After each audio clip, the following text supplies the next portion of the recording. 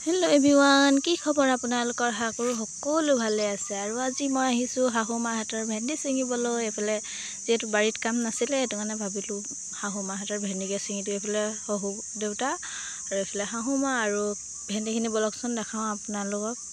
আৰু এইবিলাক হৈছে ভেন্দি গছ, আৰু ইয়াত যিহেতু ভেন্দি আছে তাকে ছিঙোঁ। এইফালে শাহু মাও লৈ লৈছে বাল্টিং, এইফালে ময়ো বাল্টিং আৰু এখন কটাৰী লৈ লৈছোঁ। আৰু এতিয়া আমি যিমানখিনি পাৰোঁ মানে ছিঙো, বেছি নাই যিহেতু শাহু মাহঁতৰ বেছি লগোৱা নাই। আৰু এইফালে গোটেই মানে গছত মানে ভেন্দিয়ে লাগি আছে গোটেই গছখিনিতে।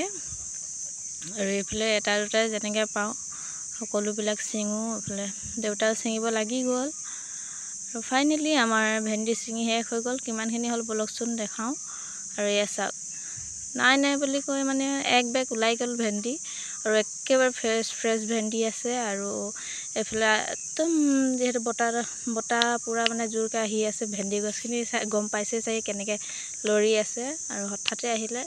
আৰু আশা কৰিলোঁ মোৰ ভিডিঅ'টো চাই সকলো ভাল পালে। আৰু যদি ভিডিঅ'টো চাই ভাল পালে মোৰ চেনেলটো ফ'ল' কৰি দিব নাপাহৰিব। আজিকালি বাই।